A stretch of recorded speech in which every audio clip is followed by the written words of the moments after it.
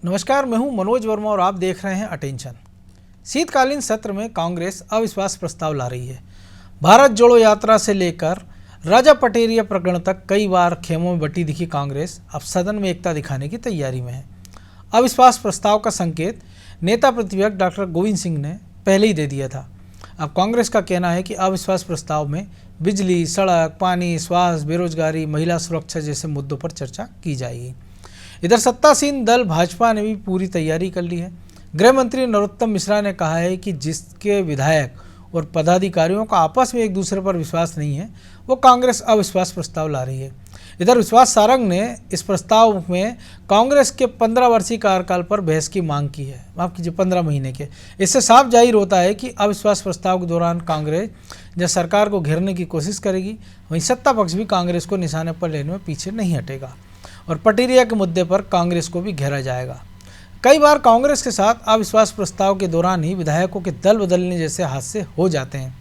इसलिए इस बार भी ये सवाल है कि क्या कांग्रेस इस अविश्वास प्रस्ताव के दौरान एकजुट रहेगी और कांग्रेस के बिजली, सड़क, पानी और महिला सुरक्षा जैसे मुद्दों पर जवाबों देने की तैयारी क्या सत्ता पक्ष करेगा, ये जानने की कोशिश करेंगे। लेकिन देखिए रिपोर्ट।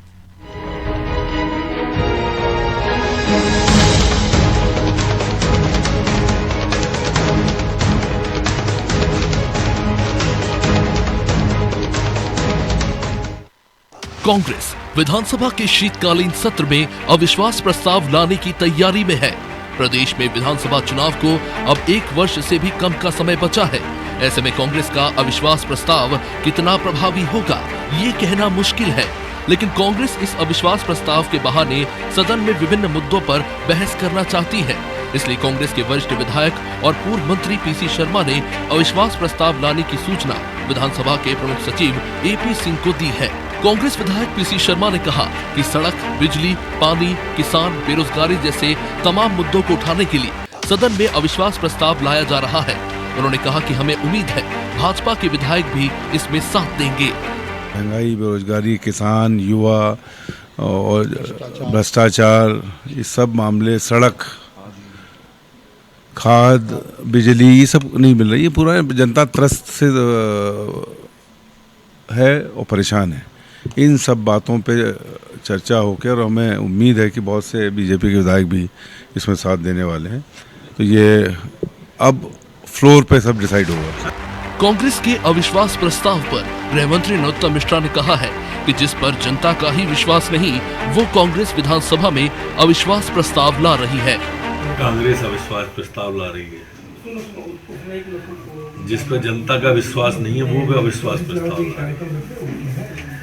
प्रदेश अध्यक्ष और नेता प्रतिपक्ष के दोनों के आज आपने बयान देख सुने होंगे। राजा पटेरिया, नेता प्रतिपक्ष पे अध्यक्ष का विश्वास नहीं है, अध्यक्ष पे नेता प्रतिपक्ष का विश्वास नहीं है, वो अविश्वास प्रस्ताव ला रहे हैं। नेता प्रतिपक्ष की विधायक नहीं सुन रहे, विधायक की कार्यकर्ता नहीं सुन रही, कार्यकर्ता की जनता नहीं सुन रही, एक दूसरे पे किसी का विश्वास नहीं और अविश्वास प्रस्ताव ला रहे हैं।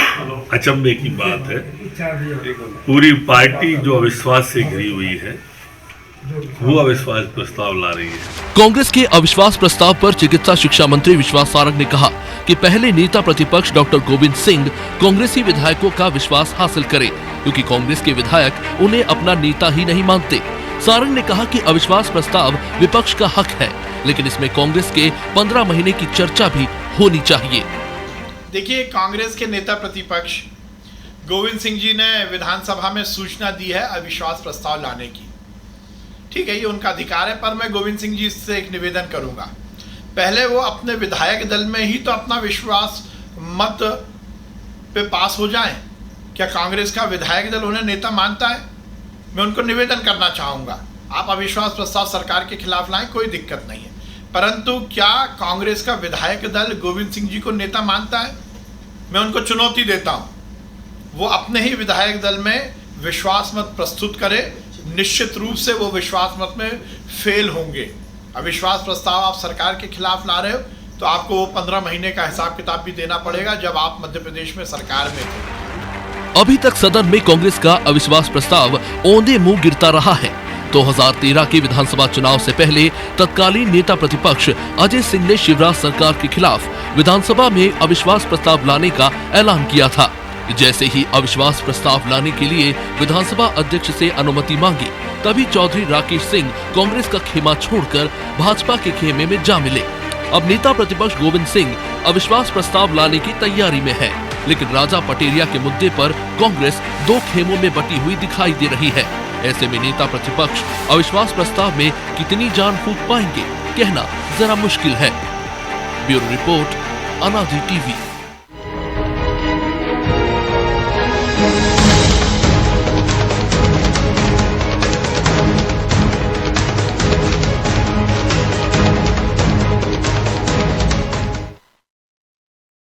करने के लिए हमारे साथ जुड़ गए हैं वरिष्ठ पत्रकार खिलावन चंद्राकर और हमारे सहयोगी ब्रजेश चौक से। वो स्वागत है खिलावन जी आपका। तो अविश्वास प्रस्ताव हाँ ना के बाद आखिर फिर तय हुआ कि लाना है, क्योंकि पिछले सत्र के दौरान कांग्रेस ने इसकी घोषणा कर दी थी कि हम अविश्वास प्रस्ताव लाएंगे शीतकालीन सत्र में। मानसून सत्र के दौरान की बात थी। फिर पिछले दिनों कहा गया है कि अभी समय नहीं है या सदन की अवधि कम समय की, इसलिए इस प्रस्ताव को नहीं लाएंगे। और अचानक से आज खबर आती है कि डॉक्टर गोविंद सिंह सदन में जाते हैं और बता देते हैं कि हम कांग्रेस अविश्वास प्रस्ताव ला रही है। लेकिन इसका औचित्य आप क्या देख रहे हैं? क्योंकि जो सदन का संख्या बल है वो तो बता रहा है कि इस प्रस्ताव को लाने का कोई औचित्य दिख नहीं रहा है। और जिन मुद्दों की बात कांग्रेस कर रही है कि सदन में हम उठाएंगे कि महंगाई है, बेरोजगारी है, तमाम सारे मुद्दे हैं। तो महंगाई के जो ताज़ा आंकड़े हैं वो ये बता रहे हैं कि इन्फ्लेशन रेट बहुत कम हो गया है, 6% के आसपास आ गई 11 से। खबरें आ रही हैं कि जो प्याज के उत्पादक किसान हैं वो परेशान हैं कि प्याज लहसुन 10 रुपये किलो बिक रहा है, सब्जियों के रेट डाउन हो गए हैं। और जिस हिसाब से अंतर्राष्ट्रीय मार्केट चल रहा है तो हो सकता है आने वाले दिनों में पेट्रोल डीजल की कीमतों में भी कमी हो जाए। तो एक ऐसा मुद्दा है जो सदन के बाहर आपके पास लंबा समय था, कम से कम 3 से 4 महीने का। 1 महीने पहले से आप उठाते, जनता के बीच चले जाते, तब आपने किया नहीं। अब आप सदन की इंतजार कर रहे हैं, और वो भी अगर 5 बैठक होना है तो मुश्किल से अगर 4-5 बैठक हो भी गई तो क्या इस पर सार्थक बहस हो पाएगी?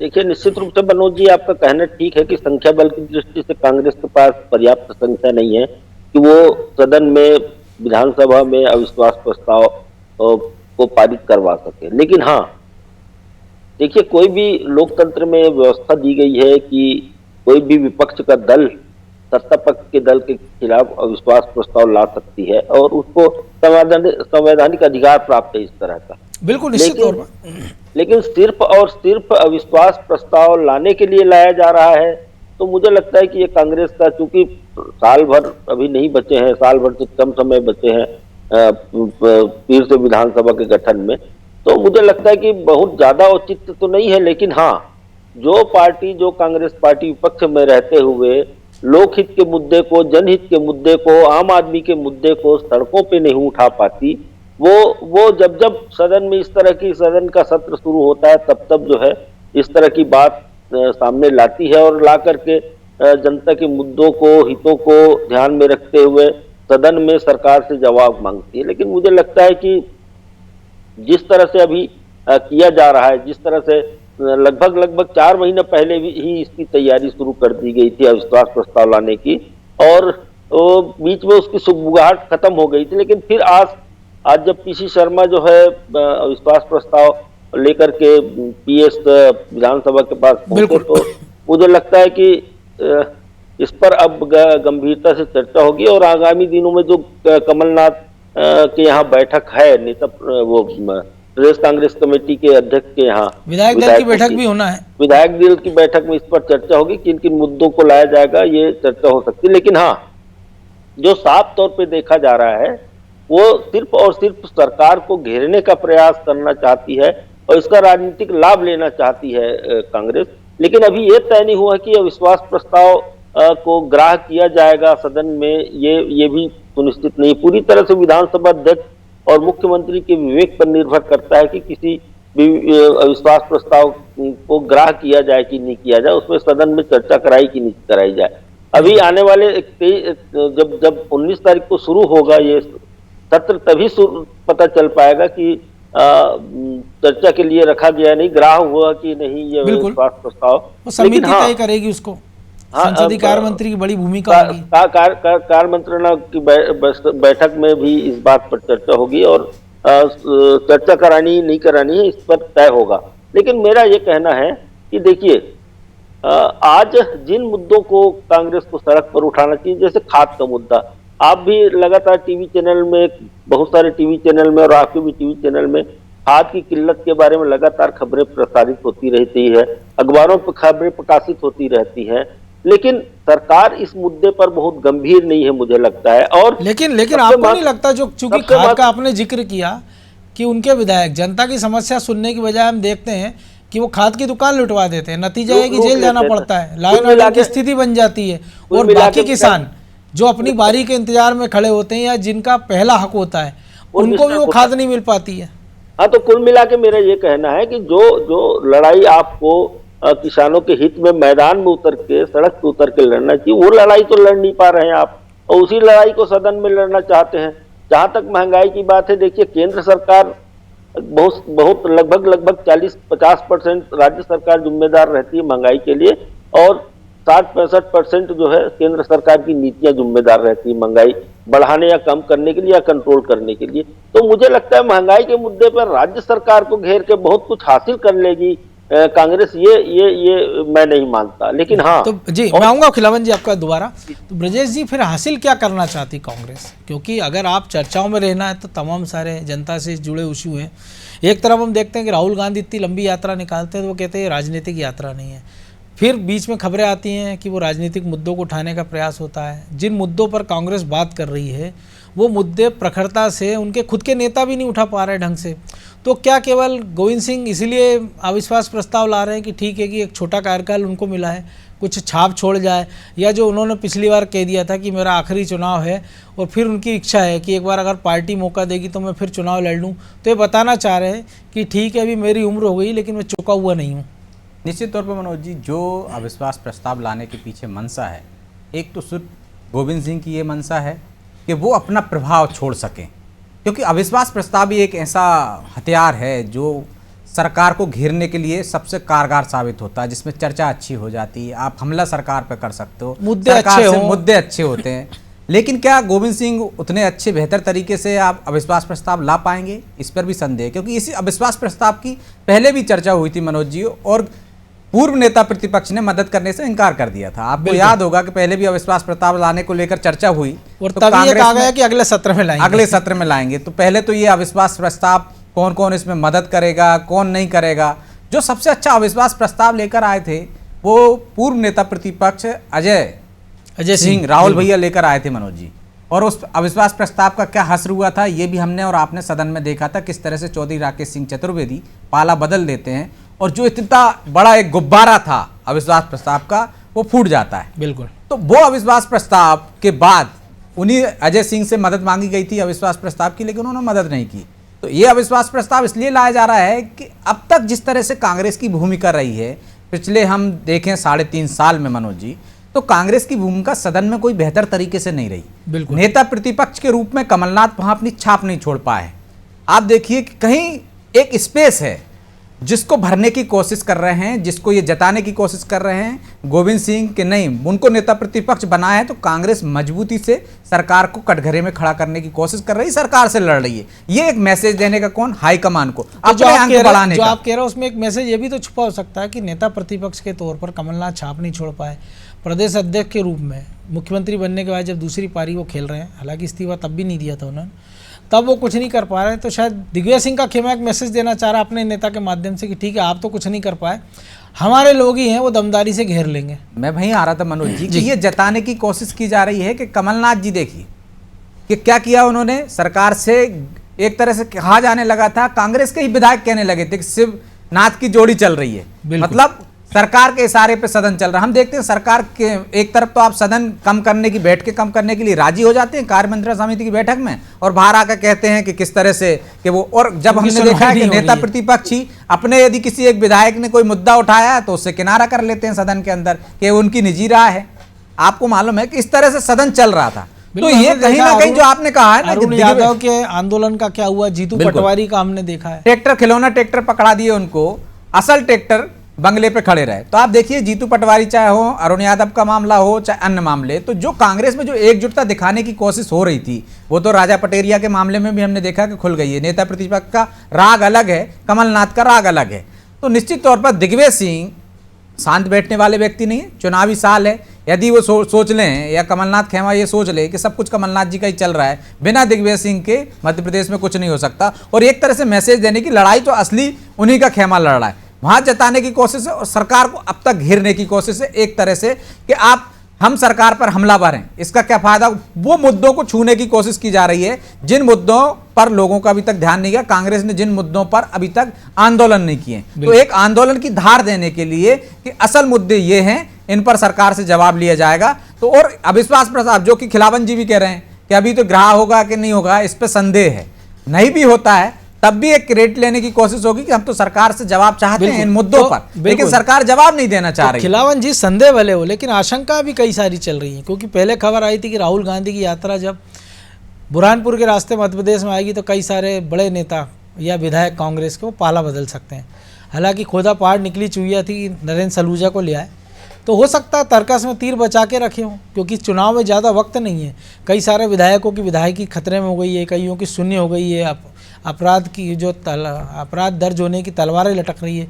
ऐसे में ठीक है, 2-4 और कहते हैं ना, जब तवा गर्म हो तो 1-2 रोटी फालतू सेक लो। तो हो सकता है बीजेपी ने कुछ मास्टर प्लान 2013 की तरह बचा के रखा हो कि जब अविश्वास प्रस्ताव सदन में पेश हो तब कुछ ऐसे विधायक दूसरे पाले में खड़े नजर आए। देखिए मनोज जी, हालांकि पूर्ण बहुमत की सरकार है भाजपा की, फिर भी भाजपा अपना कुनबा बनाने के लिए कोई भी कदम उठा सकती है। आप सही बोल रहे हैं कि कुछ मॉडल डाउन करने के लिए कि जब आपके लोगों का आप में विश्वास नहीं है तो आप हमारे ऊपर अविश्वास कैसे ला रहे हो?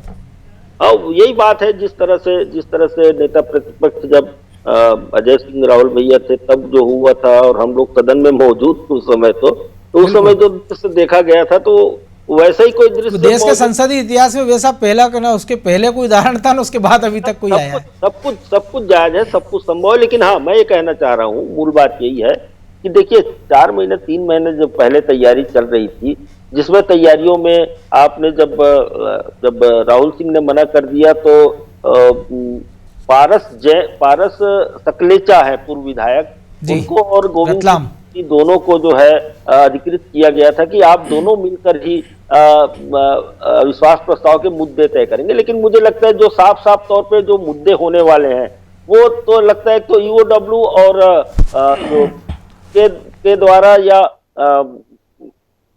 द्वारा जो अभियोजन की स्वीकृति मांगी जा रही है बार बार, वो सरकार नहीं दे पा रही है भ्रष्टाचार के मामले में, उसको एक मुद्दा बनाया जा सकता है।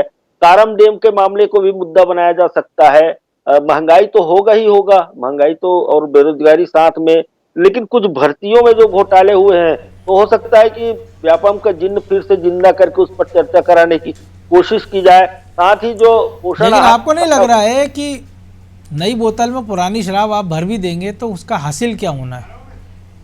देखिए क्योंकि ये चीज जो मुद्दों आप बात कर रहे हैं उन सारे बड़े मुद्दों पर इन्हीं कांग्रेस मतलब की तत्कालीन कमलनाथ सरकार के समय मंत्रियों ने क्लीन चिट दे दी थी।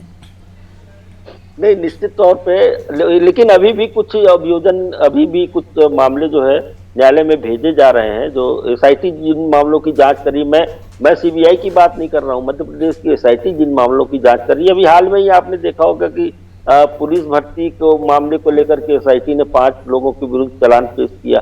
तो कुल मिला के अभी जिंदा तो है वो मामला, मरा नहीं है। लेकिन हाँ, कांग्रेस के पक्ष में नहीं है वो मामला, भाजपा के विरोध में था जो मामला, लेकिन कांग्रेस उसको अपने पक्ष में नहीं कर पाई। कांग्रेस की कमजोर कड़ी तो यही है। आप देखिए कि ई टेंडर का कितना बड़ा घोटाला था, लेकिन आज तक उसमें कोई क्रेडिट ले पाई कांग्रेस?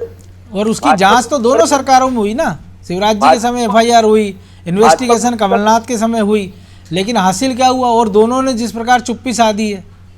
हाँ, चोर मौसेरे भाई ये सब भी कह सकते हैं। बहुत सारे लोग भाजपा के समर्थित अधिकारी फंसे हुए हैं उसमें, बहुत सारे कांग्रेस के समर्थित अधिकारी फंसे हुए हैं। तो मुझे लगता है कि दोनों के दलों के द्वारा इतने बड़े मामले को जो है लीपापोती करने का प्रयास किया जा रहा है, जो प्रदेश के सेहत के लिए बहुत बेहतर नहीं। मुझे लगता है कि बड़ा मामला था ये, और इसमें जो दोषी लोग थे उनका चेहरा सामने आना चाहिए था।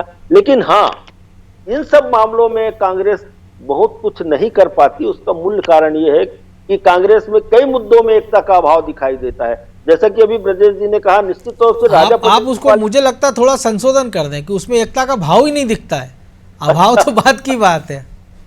अभी ब्रजेश जी बोल रहे थे राजा पटेरिया के मामले में, राजा पटेरिया के मामले में स्पष्ट दो फाड़ है कांग्रेस, स्पष्ट दिखाई दे रहा है भाई। जबकि कांग्रेस के पास उसके बचाव के पक्ष में बहुत कुछ था, लेकिन कांग्रेस में ऐसे ऐसे लोगों की कांग्रेस की तरफ से बोलने वाले, टीवी चैनल में बोलने वाले, जो आज सुबह सुबह मुद्दे पर क्या बोलना है, क्या पार्टी की लाइन होगी, ये भी तय नहीं होती कांग्रेस। आपको नहीं लगता खिलावन जी कि जो तर्कस है कांग्रेस का, जिसमें मुद्दे होना चाहिए, वो मुद्दे वाले तीर तो कोई चोरी करके ले गया, वो बेमुद्दे जो उठाना चाहिए उनको वो उठाते हैं। उसको ऐसा भी कह सकते हैं कि उन्होंने आपस में दागने के लिए रखे हुए हैं, बचा के एक दूसरे पर चलाने के लिए तीर बचाए हुए हैं।